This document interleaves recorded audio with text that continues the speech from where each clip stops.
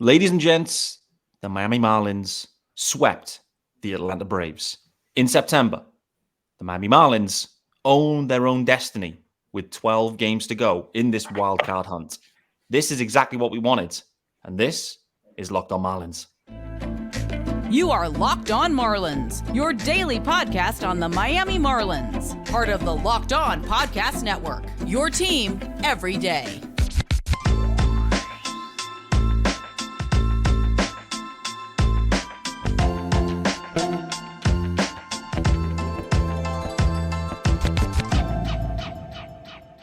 Greetings from England and welcome to Locked On Marlins. This is your daily Marlins podcast. I'm your host, Peter Pratt. Hit me up, of course, at Miami Marlins _UK. If you are listening to the pod, I expect everyone to be listening. Hit subscribe and leave a review. Of course, this is your team every day. And thanks for making Locked On Marlins your first listen of the day. There is a YouTube channel also. Highly recommend you head on over there. Hit subscribe also. The YouTube channel, it is named Locked On Marlins. Easy to find. And boy, oh boy, if you are watching, you will see the UK GOAT is here. It's Monday. We are bringing out all the studs in this final run. And Sean Barrett is in the house. How are we doing, brother? I'm doing well, Pete. What a weekend of baseball that was after a series with the Brewers where they scored 5 runs in 4 games. They somehow managed to score 5 runs in an inning every game. Crazy. This is why we love baseball, isn't it? You just don't know what you're going to get. You can't predict it, and you just got to live through it. And boy, what a weekend to live through. What a weekend. There's going to be so much to unpack on this show. The Marlins managed to score 36 runs against the Braves. Granted, they didn't see their 1-2 punch, but nevertheless, 36 runs, and they outbraved the Braves. Glorious. Tons to get into, guys. This episode is sponsored by Sleeper, and you can download the Sleeper app and use the promo code Locked On, and you'll get up to 100 times matched on your first deposit. Terms and conditions apply. See Sleeper's terms of use for details. Currently operational in over 30 states. Check out Sleeper today. Sean Barrett, in a series where the Marlins swept the Braves, they were a touch hungover. It's fair to say. You could see there was, they'd had a few Bud Lights or something of that ilk. Nevertheless, what stood out to you, mate? What were the key moments, players, defining moments? There's a few of them I can think of, mate, but what stood out to you really about this series? I think it's just the way that they never let up. Like sometimes you see the Marlins score a lot of runs in one game and then back to normal scoring 1 or 2 runs. Every game was just so many hits, so many runs. I recall watching the game earlier in the year, and I can't remember who was playing. It was a non-Marlins game, and there were runs galore. And I remember thinking, is this what baseball for everyone else is like? Yeah. Because it's certainly not like that for me. So this really was a completely different weekend. And obviously now that we're into September and you've got, the NFL's back, and we know that's the king of sports in America. So to have that on, but also have the Marlins being competitive, this is something that I'm not used to. But I suppose in the main aspect, and I'm sure we'll talk about him. In fact, I can see it in the rundown now. Jazz with his 2 grand slams, just unbelievable. Just unbelievable. When he's on the field, his per game performance is up there with the best in the league. Quite literally, actually, it was a stat I saw earlier today. So yeah, for me, it's the team seemingly getting hot at the right time. We're seeing other teams in the NL wildcard competition getting cold at the wrong time, or the right time for the Marlins. Right now, the Marlins, they're hanging, aren't they? They're literally hanging with the big boys. And yeah, if this is anything to go by, this is going to be a real fun 12 games and more, because they keep this up, they're almost certainly making the playoffs. Yeah, it's funny. Loud Marlins fan fired up a space straight after the game yesterday. He invited me on, and I was like, yeah, I'll hop in. It's fair to say I'd had a few wines. I'd had a few beers. I'd even found a cider at the back of the fridge. I was pulling out all the stops on Sunday evening. But why not? I mean, it was just a joyous game. But, we started to ask a few questions, and I got a bit loose, as you do. It happens. But just on that, about the Marlins getting hot at the right time. Firstly, that's right. All teams have cold spells. All teams have hot spells. That's just what happens in 162. The Marlins' cold spell came around about the deadline or the All-Star break, effectively. Luckily, they found their kind of groove getting going again. The Cubs were scorching hot then. I do wonder if they peaked too soon, the Cubs. But the point I was making on this Spaces yesterday was this is why the big clubs don't want a third wildcard spot. It's why all the fans of, teams that are always in it, the Braves fans and the Dodgers and these teams, they don't want a third wildcard spot because it just adds risk to them. Because there's another team that maybe isn't the greatest team, but it's just another team that could catch fire at exactly the right time or wrong time for them and go and win it all. And that's what it's all about. It's all those guys, they just don't want another team that's on fire. And right now, Sean, if you were the Braves or the Dodgers, you'd be looking around going, would you want to face the Marlins right now, having seen what this offense just did to the Braves? And we're going to talk about him pretty much straight after this question. But, you got Sandy, you got Luzardo, you got Yuri Perez as a 1-2-3. Like, this Marlins team, if the offense is humming, is dangerous, right? You'd be wanting to probably avoid the Marlins, I would say. They are the wild card of wild cards, potentially. Yeah, absolutely. Let's not forget Braxton Garrett as well. Obviously, yeah, one of those young pitchers right now who's coming of age and really performing well. And why not carry on into the playoffs? Yeah, I think it's let's not forget that when the Marlins won the World Series both times, they were a wild card team. So this is certainly a team that can go into the playoffs with no pressure, no expectations. Getting there was probably everyone's highest expectations of them going into the season anyway. Definitely. I'm not saying they're going to go ahead and go and win it all, but they certainly can go in and make some noise and scare some of these bigger clubs, the teams with expectations, the fan bases that are expecting something big this year. For the Marlins to go and punch them in the nose in a playoff series, they've got the pitching. We know they've got the pitching. Yep. The bullpen's starting it struggled, didn't it? It got off hot to begin the season, really started to struggle through overuse, and a couple of guys went down to the IL, a couple of guys got some rest. And now we're getting to the point where they're being used again in that kind of do or die circumstances in the late season. So we know they've got a rotation. We know that the bullpen's pretty tidy in end of game situations. And the bats are starting to get hot as well. Yeah, this is super exciting for me as a Marlins fan. There's only 12 games to go. Like, early on in the year when we were 14 games over 500, the Marlins fans, we didn't know what to do. We knew it was a mirage. We knew this team wasn't that good. They weren't like Braves level good. And so we didn't know how to act. Now we're in the mix now. And, sometimes maybe it takes a couple of knocks along the way to kind of bring us back to earth, re-engage the fan base. But, they had that cold spell. They kind of fell out of the wild card spots. Now, all of a sudden, like, sweeping the Braves, mate. I mean, if momentum can't be built off the back of that, you got 6 games left at home. The Marlins have played great at home. You got to really, and the Mets who've stunk it up all season are rolling into town. Like, frankly, what an opportunity here for the Marlins. Like, against the Mets, you've just swept the Braves. Like, to your point, old Marlins, they would have maybe let up. Modern day Marlins, Skip Schumacher Marlins, like, I'm interested to see what kind of performance we get out of the fish here at home with, $5 burgers, $5 beers, free entry one of the days if you donate to charity. Like, the Marlins as well are pulling out all the stops to get bums in seats and making this happen because the team deserves it.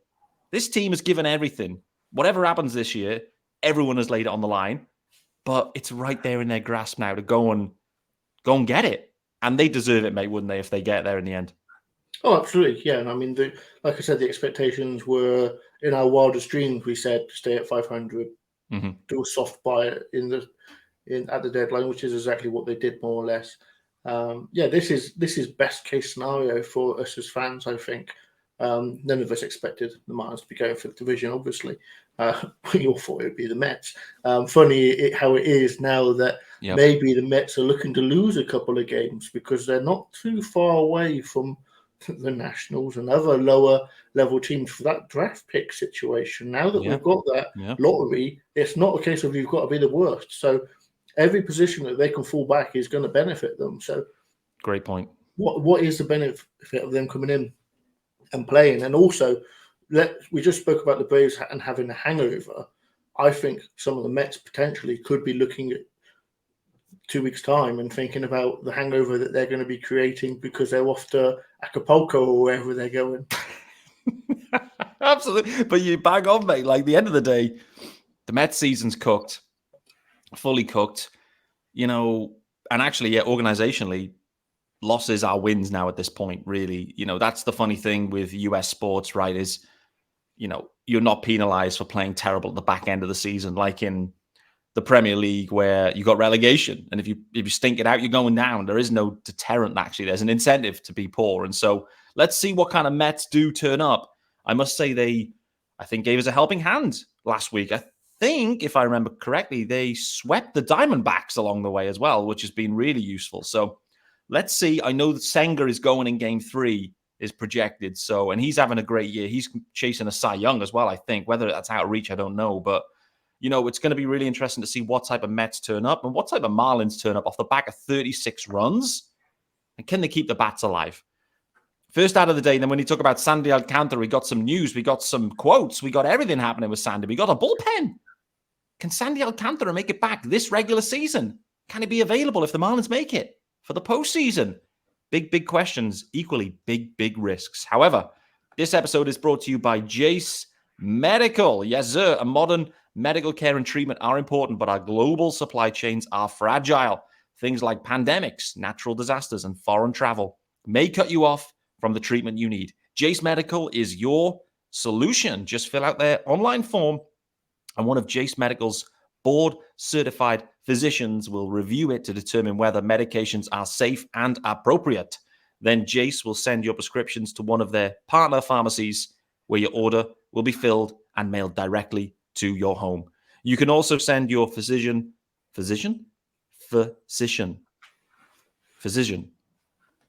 can't say it, a message for answers for treatment-related questions anytime. Sean, do you know how to say that word? You're looking at the wrong man. Absolutely. Let's keep it rolling. Everyone should be empowered to care for themselves and their loved ones during the unexpected. That's why Jase Medical offers the Jase case. Save more than $360 by getting these life-saving antibiotics with Jase Medical, plus an additional $20 off by using my code, and that code is locked on at checkout at jasemedical.com. That's Jase as in Jase medical.com. Please let me know how to pronounce that word. That would be appreciated. All right. Thanks for joining me, Peter Pratt, and the UK coach Sean Barrett on Monday, the 18th of September. Oh, my days. I've got Jase Medical on the brain. Nevertheless, the Marlins have swept the Braves. That is still on my brain, no doubt about it. And we have a 3-game series on deck against the Mets that are out of it. Sean, Sandy Alcantara has met the media today, and he has just thrown his second bullpen, 20 pitches by all accounts, and says he's feeling good. All pitches are available. His arm's feeling good. When we heard the news, and we obviously then heard the follow-on news that UCL sprain, I think it was fair to say we all assumed that was the end of the road this season for Sandy Alcantara, which would have been very frustrating for him. However, we've then seen some videos. He's on the field throwing. He's now thrown a bullpen. He's now meeting the media. He's now saying he wants to get back for the end of the regular season.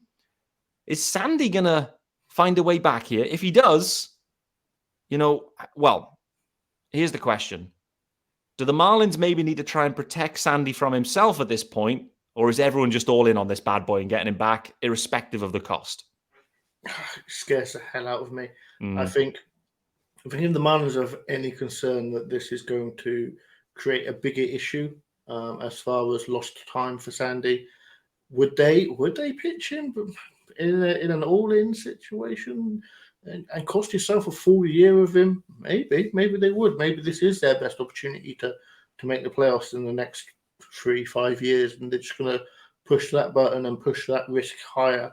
But that would be strange to me when given what they did with Erie. Like they went out of their way to be careful with him and try and manage that situation. So I think I think and hope that the team would only ever put Sandy in harm's way if they thought that was a limited risk. Yeah. The risk reward is obviously huge to have him pitch for them, especially as we get down to the nitty-gritty of like finding innings. We've had bullpen days, and hopefully that's the end of it now if Sandy is back. But yeah, the risk is there. That elbow, the Tommy John surgery, like that's such a risk. I think back to when Stephen Strasburg, of all people, was the Nationals were in this playoff hunt, and they set him down because they didn't want him to go too many innings in his early career. And they eventually got back and actually won a ring with him. But maybe that's what the Marlins are thinking. Like, this is our one opportunity to actually do this. So let's push that risk. But yeah, Tommy John surgery it's now at the point where you expect a successful operation. You expect a full return from someone. But still major surgery. It's still not a given. So to force the issue and put that risk on that arm, especially when we know what Sandy is to the Marlins. Just not only on the field, but also financially inclined to look after him. The whole situation scares the hell out of me. But I hope and trust that they will do the right thing. And if that means he pitches and look, Sandy, if you say to Sandy, we're giving you your day on the bump, he'll be on there and he'll give them his all, and he'll deliver. I'm sure of that. But it's just such a risk, isn't it?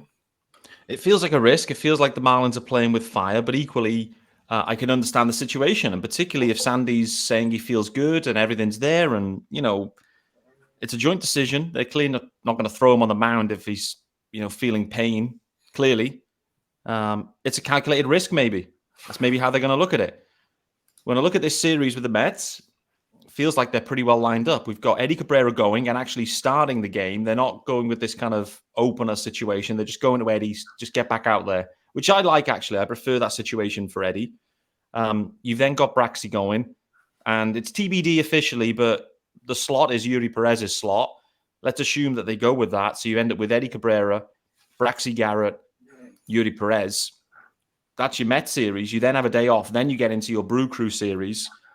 I mean, I don't think it's out the equation here that Sandy's back for that Brew Crew series, to be honest with you, when he returns, that weekend. And frankly, the Marlins are going to need him. You've got Cueto in that kind of spot. If you could sandwich Sandy in there, you go Cueto, Sandy, and Luzardo. All of a sudden, you feel a lot better about that Brewers series, the final homestand of the season. And, let's hope that they can at least win the series against the Mets. They're going to be then 5-1 in this homestand coming into a critical Brewers series. If Sandy is dropped in there into that, let's say the Saturday game, Sandy's beach is rocking. They're in the Sugar Kings jerseys. It could be pivotal. Pivotal. What is going on? I can't speak. The Marlins have got me tongue-tied here. But it could be a pivotal situation here for the Fish. And, these bullpens are not sustainable. I'm not sure Eddie Cabrera, to be honest, just kind of looking ahead to this evening's game, I'm not sure he's been sustainable, to be honest with you. Like, the walks, the amount of walks, it's just way too much. And speaking about playing with fire, that's been Eddie Cabrera all season long. His last outing in particular, walked the bases juice, got out of it, I think, with just one run earned. The Marlins clearly don't have a ton of confidence at this point in Eddie, but it would be huge for Eddie if he could get out there tonight, go 6, less than 2 walks, less than 2 earned. It'd be huge for the Marlins, I think, at this point, and just let the bats just carry this team. That's what we hope anyway. But I could see that with Sandy, by the way. I could definitely see him slotting into that kind of Saturday slot if it's possible. So wait to see. What are you feeling with Eddie Cabrera, though, mate? Because he's kind of come out the pen. They've had these openers. His first outing was more impressive, but second outing, it felt very much like, old school Eddie, where he just has this inning where he just walks everyone. He just completely loses himself for an inning, and then somehow, bang, back to normal. It's completely weird, to be honest with you. Yeah, it's strange. The walks, we know that's a concern. And for me, having Sandy back for that Milwaukee series is key, because you've got Eddie pitching again and you've got Cueto pitching again, both of whom have shown no ability to go past 3-4 innings in the last couple of outings. No. So you could almost say that Sandy, we know, I don't think Sandy's going to be pitching much beyond 50, 60 pitches in his first game back, to be brutally honest. You wouldn't think so, would you? Do you piggyback him with one of Eddie or Cueto? Because you just can't trust either of those two as well. So it's not quite a bullpen day, but it's certainly stretching that out. But then it's, there's a couple of days off that are key and they're important. But at the moment, at the key stage of this year, having Eddie and having Cueto pitching is really just that you need something. You need the opposing pitcher to have a stinker as well, or you need the offense to really pick up. It is a case of right now without Sandy in this rotation, it on certain days it certainly looks a little bit light for a playoff caliber team. Yeah, it does. It does. It definitely changes the dynamic if Sandy's back in there, no doubt, because there is a long tail when you've got Johnny Cueto in there, a bullpen game, and Eddie Cabrera like that. That's not going to scare anyone, I would say, from a pitching perspective. And this club is all about its pitching. It's a pitching-first club. And without Sandy there, and obviously Trevor's missing too, etc., it starts to look a touch light. But what isn't looking light is the offense. We're going to talk offense after this final ad because Jazz Chizzholm Jr. had a career series in many ways, a historical series, to be honest with you, for the Marlins. It's truly historical. Luis Arias, Jake Berger, Jacob Stallings as well, mate. I mean, there's just been so many standouts from that. I mean, with 36 runs scored, there's going to be a standout everywhere. I have a feeling that Joey Wendell had an 0 for 5 day as well, kind of sprinkled in there. We'll talk about that as well. But before we do that, let's talk about our good friends over at Sleeper. Yes, sir. And the MLB playoffs are around the corner, which means the clock is ticking on your chance to 100 times your cash on daily fantasy baseball. Baseball has never been more exciting than it is now, with studs like Jazz Chizzholm Jr., like Luis Arias, like Yuri Perez. I flipped the script on this one. Pick more or less on stats for these stars like home runs, hits, strikeouts, and more for up to 100 times payout on Sleeper. Get your picks right, and you could win big time. You have to use the promo code LOCKEDON on your get up to $100 matched on your first deposit. Terms and conditions apply. See Sleeper's terms of use for details. Okay, final segment here on Monday's episode of Locked On Marlins. Joining me, the UK GOAT, Sean Barrett. 36 runs, Jazz Chizzholm Jr., a history-making series. Not only was he the first player to have back-to-back grand slams for the Marlins, I believe. Also, the second player in history to steal 3 bags in a single game, whilst also hitting a grand slam. Jazz Chizzholm Jr., history maker, new stance and all.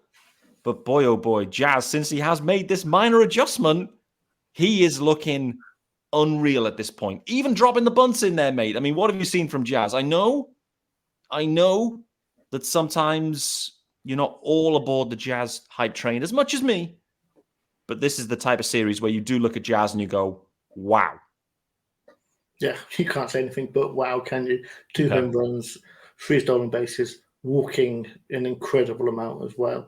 Yep. And that's key for a guy that's going to use his speed on the bases. Taking a walk is certainly key, and to me, that's one of the more encouraging things. Obviously, the power and the speed, that's the highlight reel stuff, isn't it? Especially because they were grand slams. But yeah, Jazz's ability to make contact and take a walk going through to the next couple of seasons is going to be key to the difference between him being what he is at the moment and what he could be. Like I saw someone tweeting out that over the last 162 games from today, or their last 162 games, obviously Jazz hasn't played a lot through injury, that Julio Rodriguez and Acuna are 35 plus players. That's what Jazz is. He can bring the power, he can bring the speed. Yeah. Obviously, the health is the main thing. That's the one thing we need to see. Jazz is, as much as people might have disagreed when he was the face of MLB The Show, he is a superstar player, both in personality and ability. He just needs to stay healthy. So right now, this is his time, isn't it?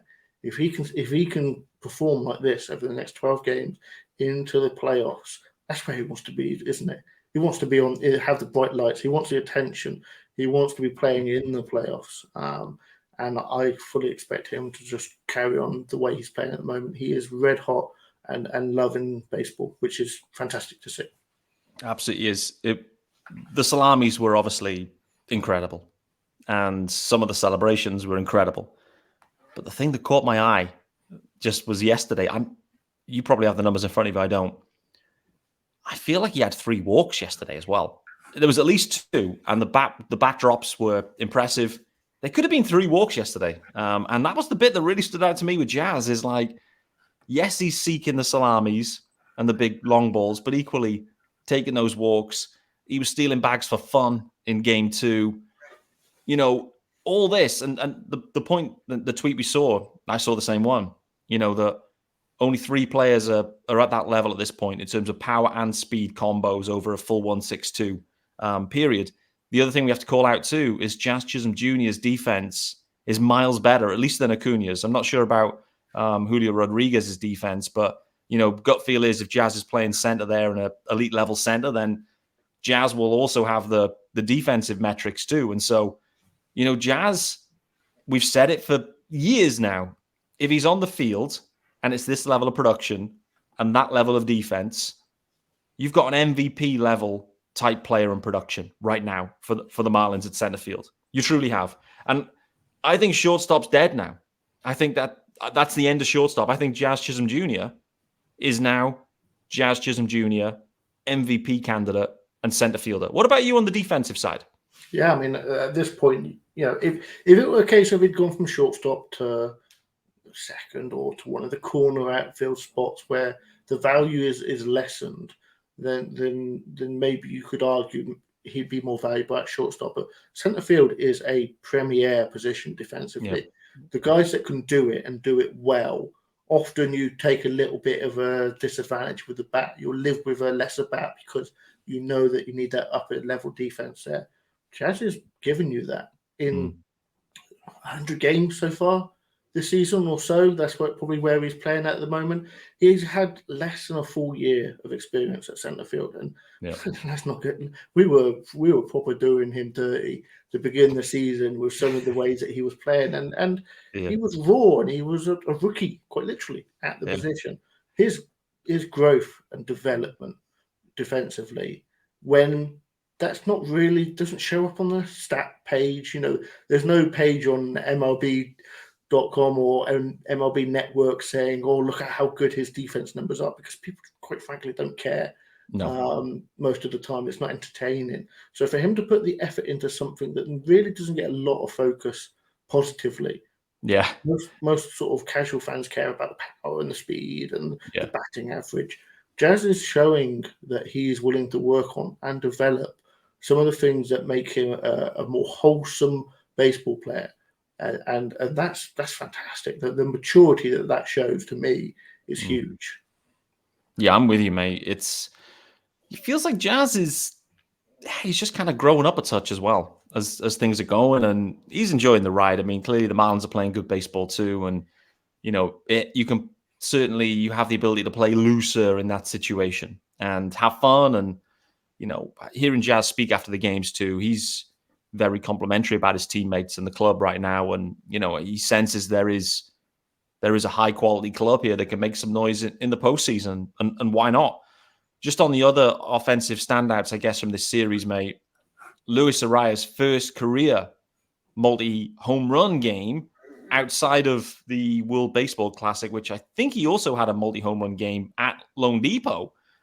Really interesting with Luis Arias, the fact he seems to come alive offensively in particular at home. But, you know, in a series where Acuna was in there in the first game, you know, I found it pretty funny, actually, that Arias hit 2 home runs straight over Acuna's head, and he could only just stand and watch while Acuna, his at-bats, you know, singles merchant effectively. But where's this power surge come from Luis Arias? Like, it seems to just arrive from nowhere in September. It doesn't look like he's doing anything different, but the results have been. Yeah, not just 2 home runs in that one game, but 3 across the series. Yeah. And to me, Arias, he's funny because I'm going to say this anecdotally rather than having any stats to back it up, but he seemed to get his first hit in the game. And then his second at bat and third at bat, he's kind of swinging for the fences as much as Arias can and control in the controlled way he plays. But it's almost like once he's got his hit on the board, once he's done something, he's got himself into the game. All of a sudden, he starts to feel himself, and obviously, he's shown that when he runs into one, he can hit it out. And if he's hitting him out in Lone Depot Park, he can hit him out pretty much anywhere. So, I mean, yes, he's hitting close to sort of, hitting 350, flirted with 400. But if he can continue to hit for power as well as contact, then this is a completely different situation. I mean, Arias, obviously, the knock he's a single merchant. Like that's all he ever does. But all of a sudden, double digits home runs now. So this is, this is not just a guy that's going to hit singles. He can hit, and also he can hit good doubles as well because he's hitting them to the middle of the field all the time. So at the moment, he's red hot as well. And after the All-Star break, we spoke about the All-Star break being where the team kind of slipped away a little bit.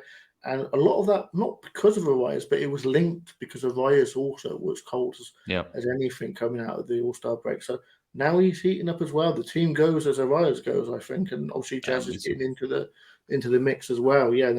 This whole series, we have a very good opportunity to maybe get ahead of ourselves, get a bit too excited. But hell, I'm going to enjoy it, so I don't care. If you can't get excited after 36 runs against the best team in the NL, the Bravos, then when can you get excited? And not only that, a series that propels you back into the wildcard spots. And the Marlins own their own destiny now. Like, they're tied, but they're not tied because they hold the tiebreakers. And so the Marlins right now are in, and it's completely up to them what happens next. The funny thing just on Luis Arias, by the way, what we've clearly seen is if we had if I had a way of being really good technically, I'd show you this on screen right now. But I'm not good technically, so it is what it is. You have to use your imaginations at this point, guys. And for those listening to the pod, you're already using your imaginations. Think of the hot zone. Think of the hot zone from where Arias gets his hits and what happens. Listen, inside to Luis Arias, just don't go there as a pitcher. If you go inside, Arias is looking to take you deep. And that's what we've seen is these pitches are going in, not in like, looking to hit him, but that inside part of the plate, Arias is looking to turn on him. He was looking to turn on him against the Brewers. He had a couple of warning track flies.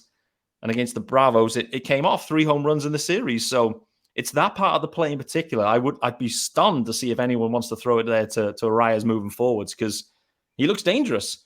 Another name we have to talk about, well, I mean, there's so many names, but just how good was it to see Jorge Soler back? Kind of caught us off guard a touch because, the oblique, we're thinking, is this season done?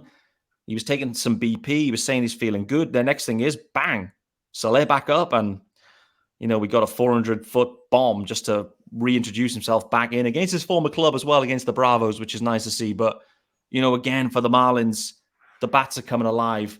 And then you add in Jorge Soler back into the lineup. I mean, huge boost as well, right? Yeah, anytime you can bring in a guy like Jorge Soler with his now 36 home runs, because the first game back hits a home run. Clearly there's nothing wrong with that oblique at the moment because he's swinging for the fences. Although I think Soler could probably hit a home run at 75%. So agreed. Yeah, no, it's key, isn't it? Like as you said, it was not unexpected, but it certainly took me by surprise that he could come back as soon as he did.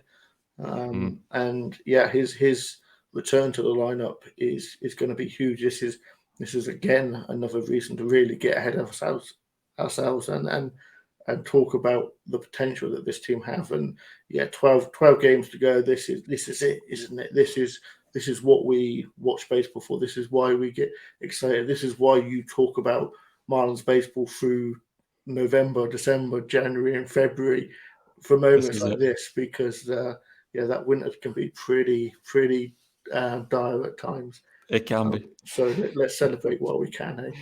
Yeah, for sure. One thing we should be celebrating as well is Jake Berger and his offensive performance. I did see a stat earlier. I think maybe Eli had shared it, but it was something like 10 of the 20th hard hit balls for the Marlins this year have come from Jake Berger's bat.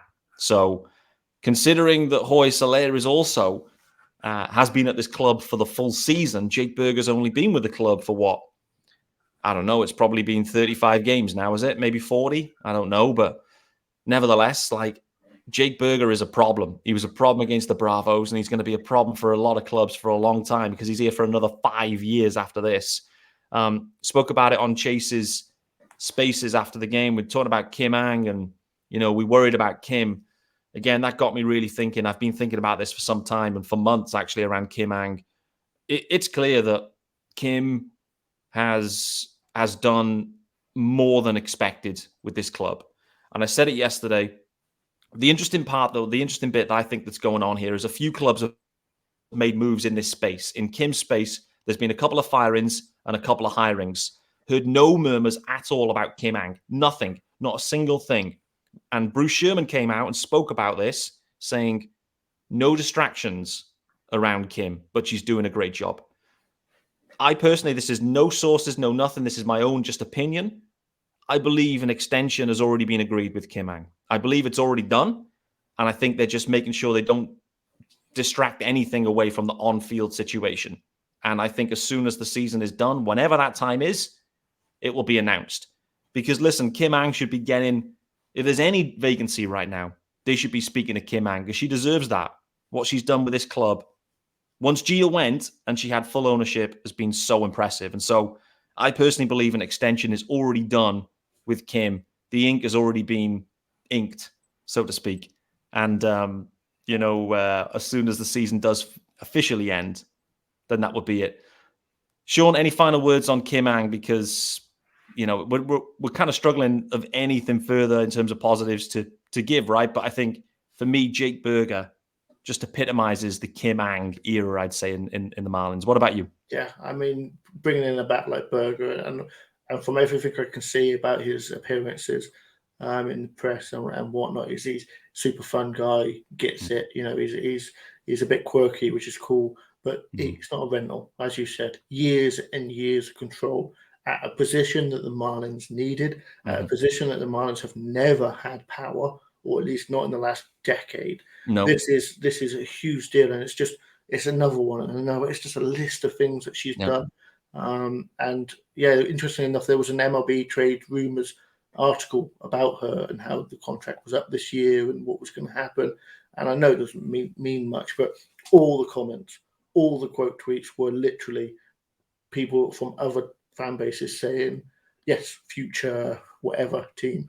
Like the people out there nationally have started to realize what she's done with the Marlins. Like, as much as people diss on the Marlins all the time, suddenly when they have success, people take notice and realize this is obviously a result of Kim.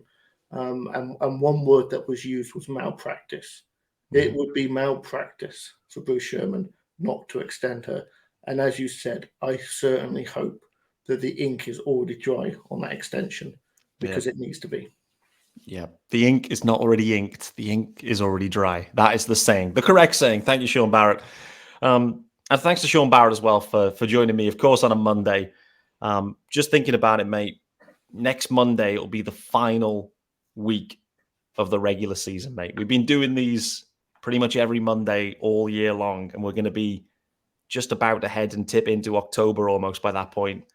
Final week next week on Monday, and hopefully the Marlins will still be in the wildcard spots and the destiny remains in their hands.